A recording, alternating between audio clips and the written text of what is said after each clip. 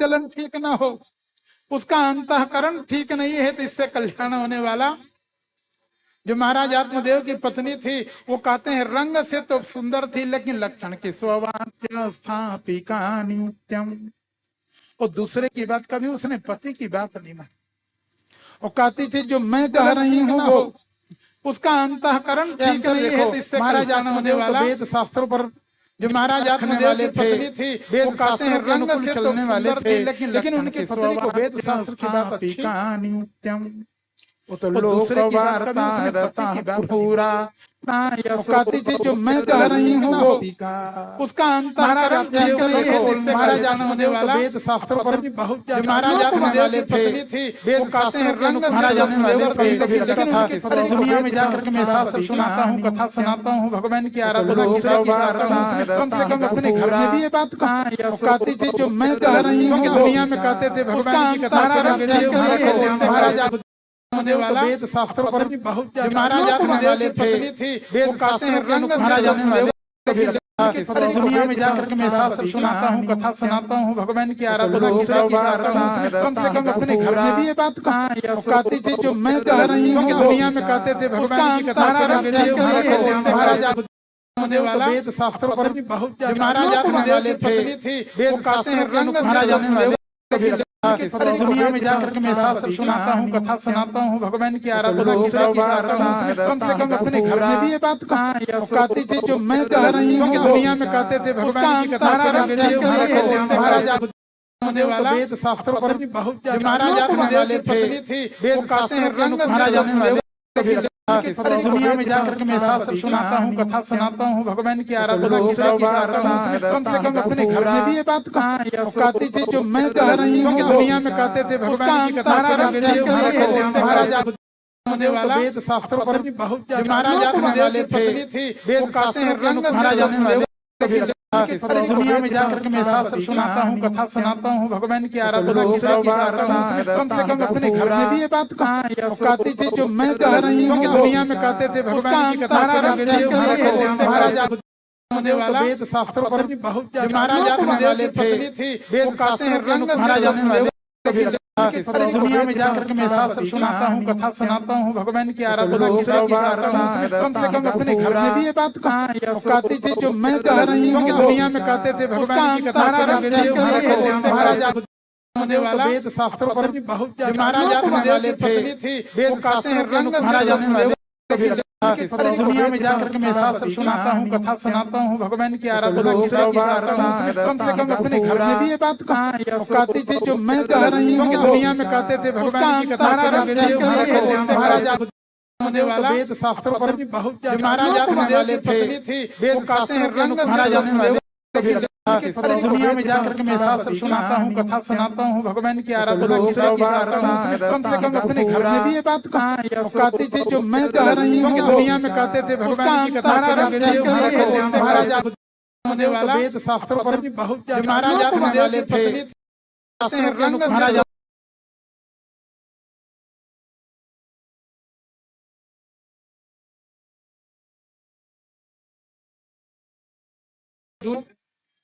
कितना झमेला में पड़ गए होते। अब जिसकी शादी हो गई उनसे पूछो कितना झमेला होता है। जो शादी नहीं हुआ है वो किसी की बात जल्दी सुनना नहीं चाहता, और शादी हो जाए तो जो ये बोलते जाओ वो सुनते जाओ, हाँ हाँ करते जाओ, ना कहने की हिम्मत।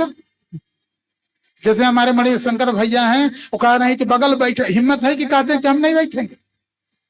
शादी नहीं होती तो जहां मन करते वहां जाते, वहां आते, वहां रहो। अभी तो शाम हुआ कि नहीं, कहे कहाँ है, कहाँ 10 बार बताना पड़ता है कि नहीं। जिसकी शादी नहीं हुआ उसका कोई दूसरा कहे कहाँ है तो कह सकते तुमसे क्या मतलब है। एक दिन पत्नी वाला कह दे, पत्नी कहे अजी कहाँ हो, और फोन कर कहते तुमसे क्या मतलब, तो कहीं घर आओ बताते हैं तुमसे क्या मतलब।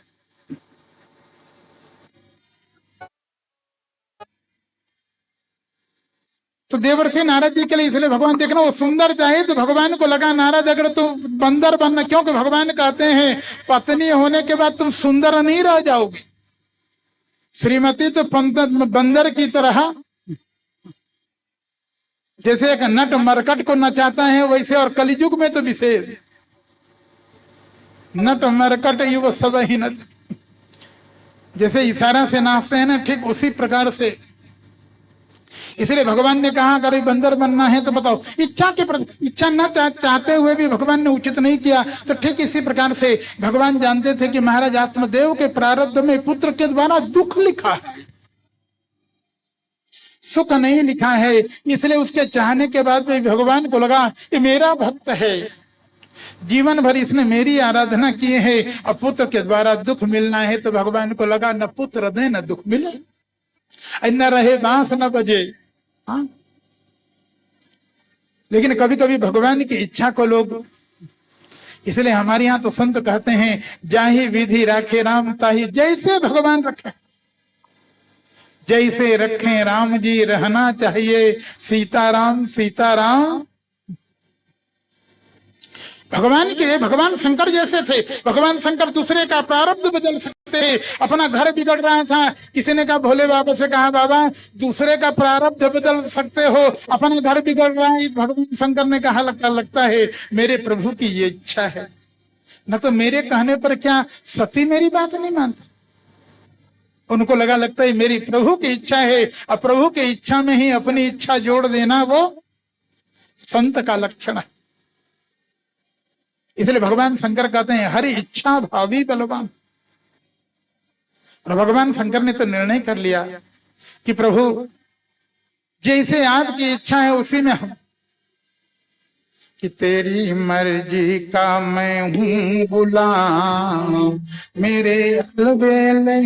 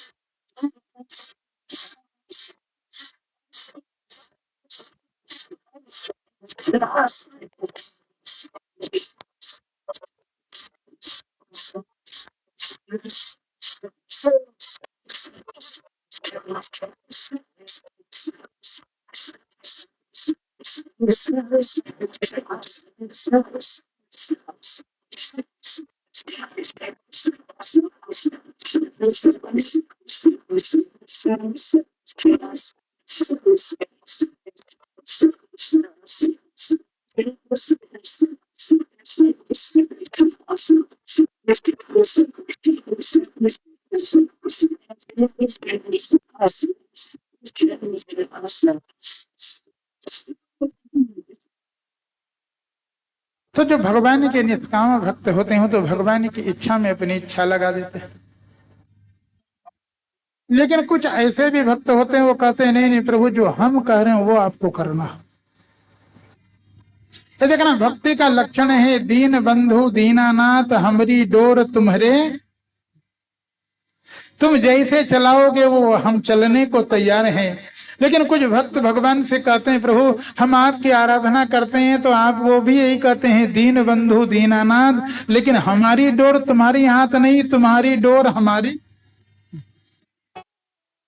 जैसा कहें वैसे आपको।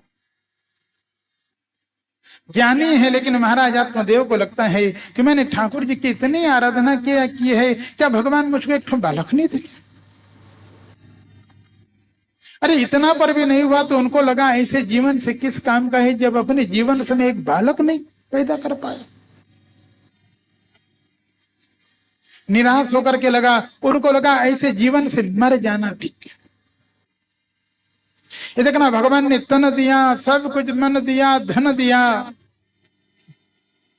लेकिन मन में संतोष नहीं दिया, शांति नहीं दी।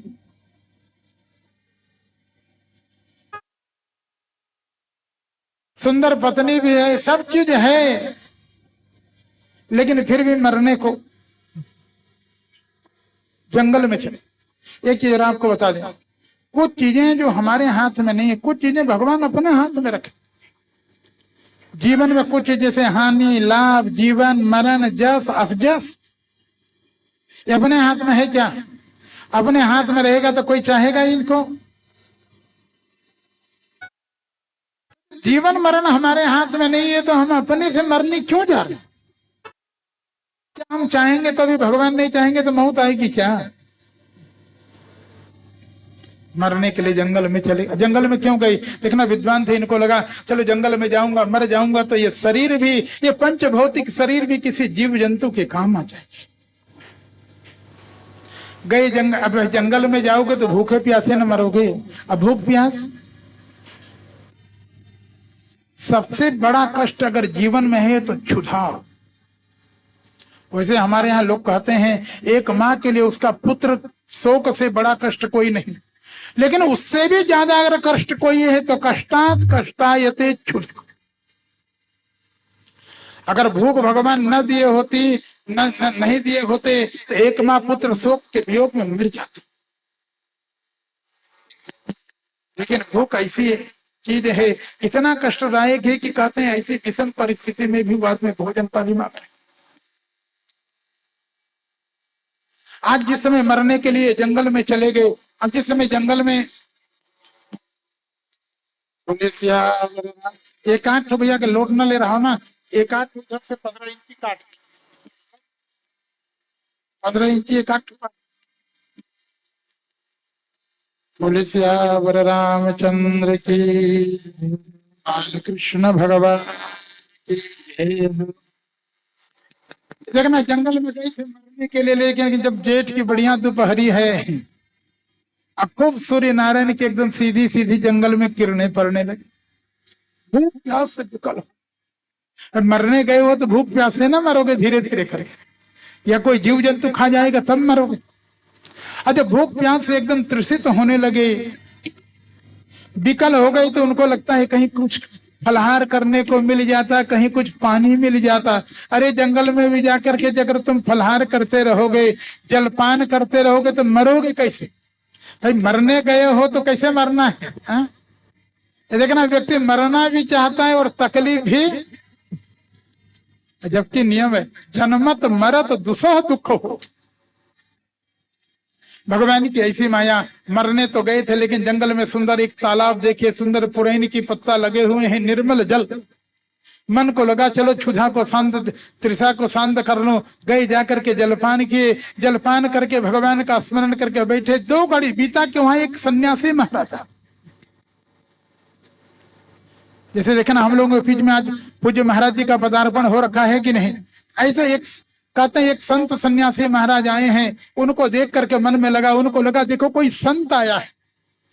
हमारे यहाँ जीवन में आपको बता दें, तुम दुनिया से संबंध बनाओ या न बनाओ, लेकिन जीवन में कोई साधु आ जाए, कोई संत आ जाए, तो उनसे संबंध जरूर बनाना चाहिए, क्योंकि ये लोग तुम्हारा काम बनाएंगे नहीं तो बिगाड़ेंगे। सुंदरकांड पढ़ते हैं ना, हनुमान जी का ने लिखा, हम नहीं कर रहे। हनुमान जी कहते हैं कि इंसान हठ करी हूं पहचानी साधु ते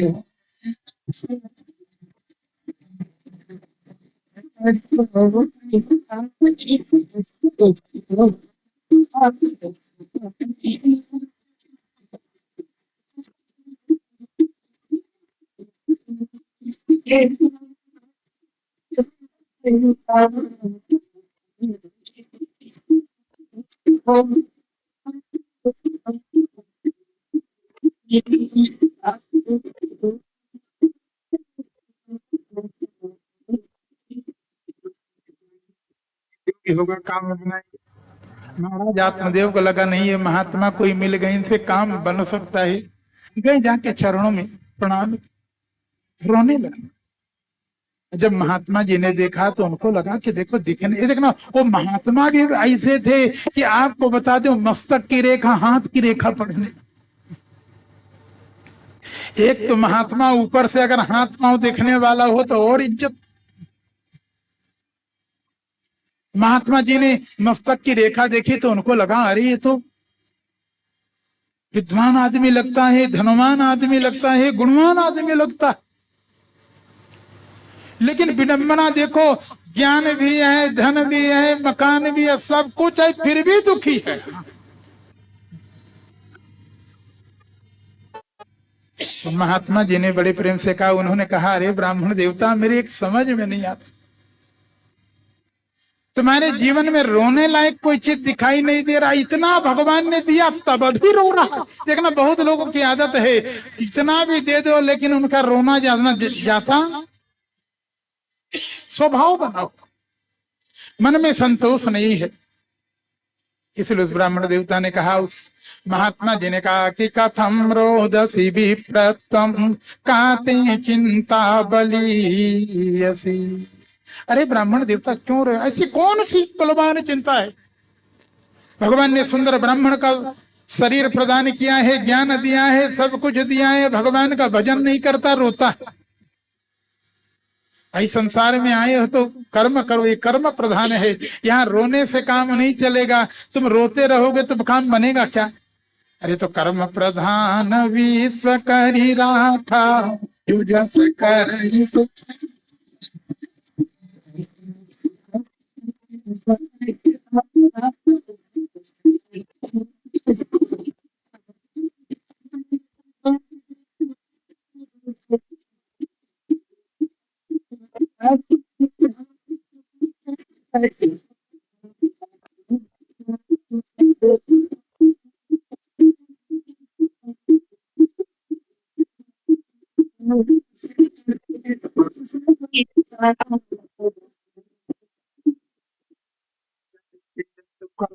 के लिए सुखम दुखम भयम क्षेमम कर्मणि विधीयते, कहते हैं सुख दुख जो भी होता है अपने कर्मानुसार ही।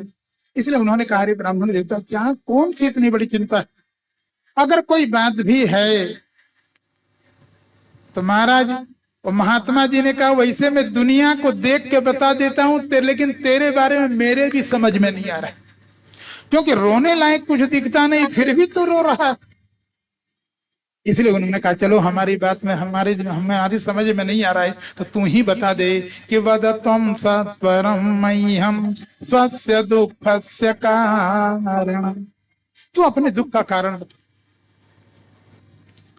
देखना, जब ए भैया हो, बीच बीच में पानी वानी लेके मत आइए, समझे कि पी लीजिए, बीच में बहुत डिस्टर्ब मत करिए। कथा में बहुत डिस्टर्ब देखा हो तो धीरे से चला जाओ। कथा में ज्यादा डिस्टर्ब होने पर एक तो साधु की कथा खराब होती है। बोले सियावर रामचंद्र की जय। देखना, महात्मा जी से आत्मदेव जैसा, ये देखना, ये संसार की विडंबना है। कोई मूर्ख व्यक्ति गलती करे ठीक है, लेकिन आत्मदेव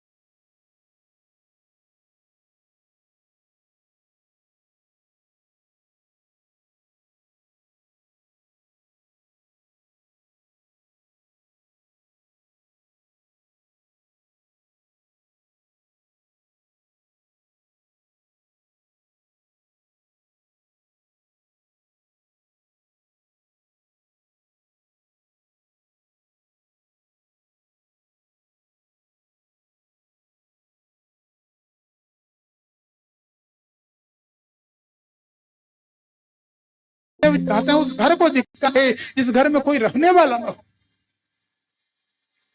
उन्होंने कहा उस धन को धिक्कार है जिस धन को कोई खाने वाला, उस कुल को धिक्कार है जिस कुल को कोई आगे चलाने वाला नहीं रह गया। जब इस प्रकार से महात्मा जी के सामने रोने लगे तो महात्मा जी ने कहा, अरे मैंने तो तुमको विद्वान माना था, लेकिन तू तो एकदम मूर्खों की तरह। मैंने तुझे ज्ञानी माना था, लेकिन तेरे लक्षण तो सब अज्ञानी वाले हैं। उन्होंने कहा, अरे ब्राह्मण देवता कि मुंच ज्ञानम प्रजा रूपम बलिष्ठा कर्मणो गति। देखना महात्मा जी ने उनको समझाया कि जो ये तू कर रहा है ये ज्ञान नहीं है, अज्ञान है, इसको छोड़ो। और उन्होंने कहा जीवन में जो कुछ मिलता है ये तो कर्मानुसार हो सकता है, तेरे पूर्व के कर्म में न रहे हो। इसलिए उन्होंने कहा विवेकम तो क्या करूं, कहने विवेकम तू समासाद्य त्यज संसार वासना। ये संसार की वासना है। पुत्र से कलत्र के द्वारा कहते हैं किसी का कल्याण। जो अपना कल्याण स्वयं नहीं कर पाएगा तो दूसरे के द्वारा। अरे जीवन में जो कुछ सुख दुख मिलना है ठाकुर जी नहीं चाहेंगे तो लड़के बहुत बहुत रहेंगे, लेकिन कोई सेवा करने वाले। और भगवान की कृपा होगी तो कहते हैं तुम्हारे लड़के बहू की जरूरत नहीं, कोई दूसरा भी आकर के सेवा। लेकिन उसने कहा महाराज ये समझाने से नहीं है, मुझे तो अगर आप पुत्र दे सकते हैं तो पुत्र थे। उस महात्मा ने कहा चिंता न कर, वैसे मैं कुछ रेखा का पंडित हूं, मैं रेखा आदि जानता हूं, रुक थोड़ा देखता हूं तेरे प्रारब्ध में क्या लिखा है। कि सुनो विप्रमया तेज्य प्रारब्धम तु विलोकितम। थोड़ा ध्यान लगा करके देखे, ज्यादा नहीं लगा, एक क्षण में उन्होंने देख लिया। उन्होंने कहा महाराज क्या देखे, कब होगा। देखना इनके मन में तो खाली है कि कब लड़का होगा, कब लड़का होगा, कब लड़का। महाराज आत्मदेव ने पूछा महाराज कब होगा, कितने दिन में होगा। उन्होंने कहा रे राम राम राम राम। कहने क्या हुआ। उन्होंने कहा तेरे प्रारब्ध में तो ऐसा दिखाई देता है कि सप्त जन्मावधि तव पुत्रो नैव च नैव च। उन्होंने कहा तू तो एक जन्म के लिए परेशान है, तेरे प्रारब्ध में तो सप्त जन्मावधि 7 जन्म तक नहीं है। अरे इतना सुन करके तो और दुख। महात्मा जी के चरणों में सिर पटकने लगे। उसने कहा ये क्या कर रहा है। उसने कहा महाराज मैंने तो सोचा था कि संत की शरण में आऊंगा तो दुख घटेगा, आपने तो दुख को कई गुना। अरे मैं तो एक जन्म के लिए परेशान था, आपने तो मेरे दुख को 7 गुना बढ़ा। 7 जन्म तक कह दिया नहीं है नहीं। उसको लगता है महाराज जब मुझे एक जन्म नहीं 7 जन्म तक बराबर आत्महत्या करना पड़ेगा, मरना पड़ेगा। और यहाँ तो कहते हैं कि आपके चरणों में आपके सामने आत्महत्या करता हूं। ये ब्राह्मण हत्या का दोष भी आप ही को, क्योंकि आप ना बताए होते तो इतना। अब महात्मा जी के चरणों में सिर पटकने लगे। उसने कहा रे रुक रुक। उसने कहा महाराज अगर मुझे जिंदा देखना चाहते हो तो मुझे आपको बालक देना। एक बार तो महात्मा जी ने कहा जब तेरे प्रारब्ध में नहीं है तो कैसे दूं। उन्होंने कहा महाराज मेरे प्रारब्ध में हो या न हो, क्या इतने दिन तक आप भगवान की आराधना कर रहे हैं, ठाकुर जी की सेवा कर रहे हैं, आप अगर एक लड़का भी नहीं दे सकते तो आपके पूजा पाठ का मतलब क्या है। बात भी सही है भाई। तब एक सामान्य व्यक्ति और आप में इतने दिन तक जो घर बार छोड़ करके जंगल में रह करके यहाँ एकांत में रह करके तुम आराधना करते हो, और आराधना के बदले में क्या एक लड़का नहीं दे सकते। महाराज आत्मदेव की बात उस महात्मा जी को लगी। वो कहने के ठीक बोलते। अरे जब इतने दिन तक ठाकुर जी की आराधना करके अगर किसी को एक लड़का भी हम ना दे पाए तो हमारी आराधना का। लेकिन फिर महात्मा जी सोचते हैं प्रारब्ध में है नहीं, लेकिन फिर भी सोचे। उन्होंने कहा ठीक है तेरे प्रारब्ध में हो या न हो, अब मैं जबरदस्ती। देखना हमारे यहाँ भगवान ने संसार को बनाया, एक तंत्र बनाया है। ब्रह्मा जी जो लिख देते हैं उसको भगवान बदलते। हमारे यहाँ आया है प्रभु विधि वचन कीन चाह साचा। विधाता के वचन को भगवान, अरे विधाता भी भगवान का ही है, तो अपने आदमी की बात को पक्का करेंगे ना भगवान। लेकिन भगवान के भक्त उससे, इसलिए हमारे यहाँ कभी कभी तुलनात्मक अध्ययन करें तो भगवान से भी बड़े भगवान के भक्त को माना जाता है कि जो काम भगवान भी न करें वो काम भगवान के। इसलिए हमारे यहाँ तो हनुमान चालीसा में कहते हैं कि मोरे मन प्रभु अस विश्वासा राम ते अधिक